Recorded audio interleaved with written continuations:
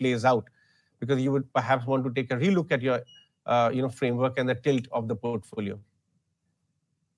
No, I think given the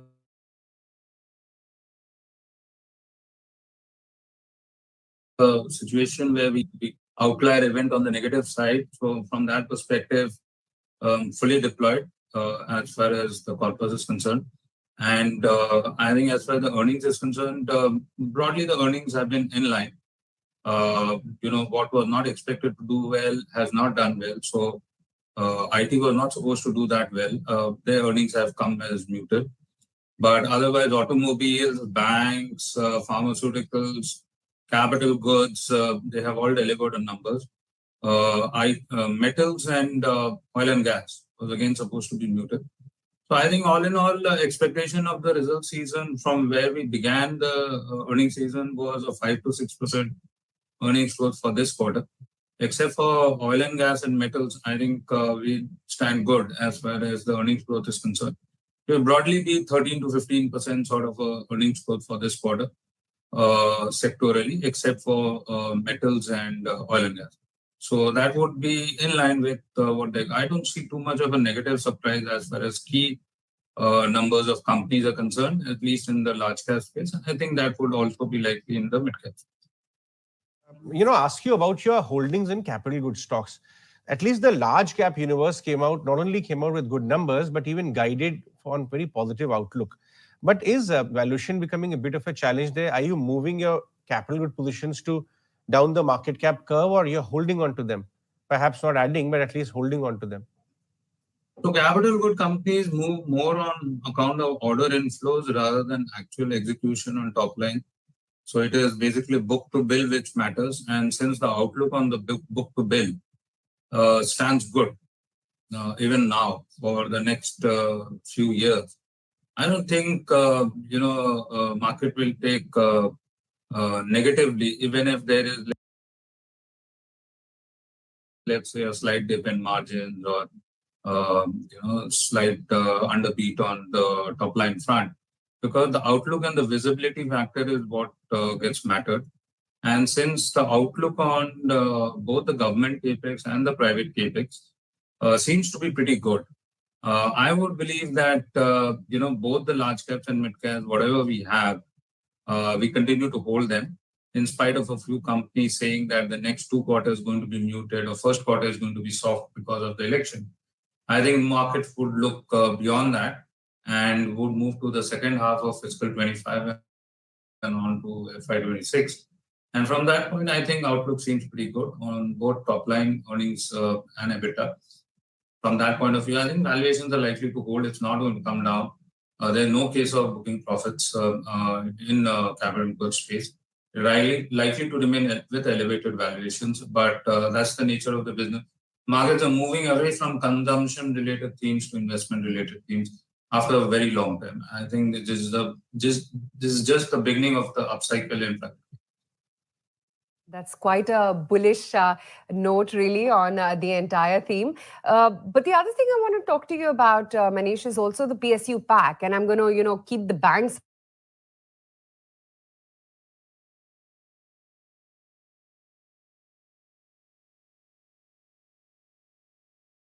out of that segment. Are you the election which could play sort of spoil sport in the kind of rally that one has seen in the entire pack? On the contrary, I would believe post the election, the PSU bank is going to get massively re-rated. I mean, that's my personal view. From the point of view of the fact that if you look at the outlook on growth, that is pretty good for most of the PSUs, I would believe. If you look at the valuations, I mean, they are very, very conducive. I would believe that it's an overweight sector to be in. Particularly positioning a portfolio even before the elections are out or maybe even after the elections are out. Interesting. And I want to dig deeper into that. Other than the OMCs, what are the other pockets which are looking interesting? Because PSUs is such a large bucket.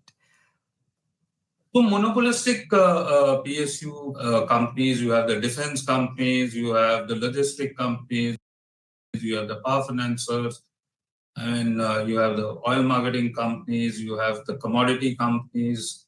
I mean, whole lot of them. And all of them are trading at very, very reasonable valuations, I would believe. So if you believe commodities, this is going to be a dark horse going into the future, look around you and find the commodity company, particularly in the commodity space, and you will find great value. So it's not only about the earnings growth, but it is also about very decent valuations. It's also about the very lucrative dividend yield. And for how long can you ignore all these?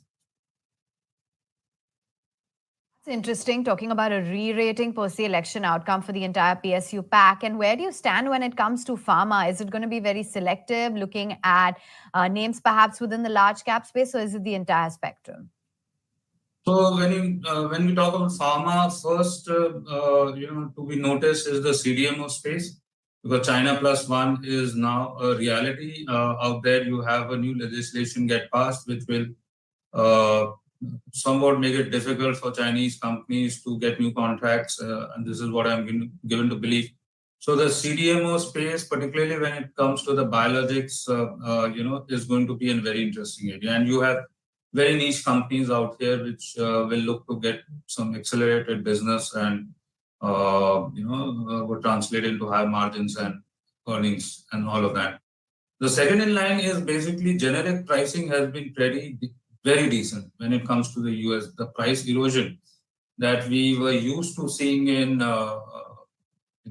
companies exporting out of India to developed markets. I mean, gone are those days when you saw double-digit pricing erosion out there, and that is lending a helping hand to US-based generic companies, manufacturing and exporting out there. And within India, I think it is the chronic space, which is obviously growing and is much more lucrative when it comes to margins. A combination of 2 or 3 of them, all of them put together, would stand in good stead when it comes to your earnings visibility. Key raw material prices have also been on the softening side. We didn't see too much of dent as far as the margins are concerned. In fact, it augmented margins, so to speak, when it came to gross margins.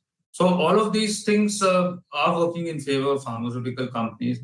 You could also say that diagnostic companies may be looking at an uptick now, given that all the trough and the peak when they went through the COVID cycle is now there in the base. So in that space tends to look quite interesting. Not all of them, but surely a few of them. So all in all, positive vibes for the pharmaceutical space as well. I mean, there's a whole lot to choose from within that space. One got to take one's own pick in terms of preferences.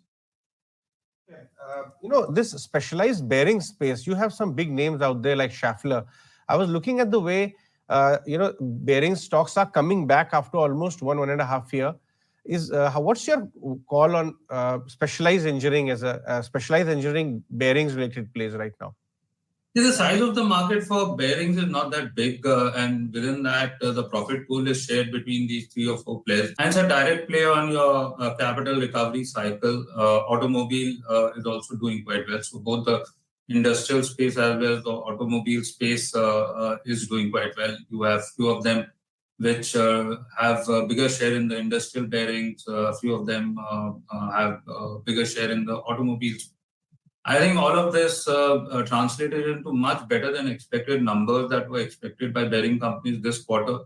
That came as a sort of a positive surprise. Maybe it was on account of railways giving them a lot of business, or the automobile space, both the two-wheelers, passenger cars, 3V, they are doing quite well. So from that point of view, I think the call that is need to be taken out here is the valuation. Otherwise, I think it's going to chug along well along with the automobile, buoyancy that is there in the system, as well as the industrial recovery. It is all about a call on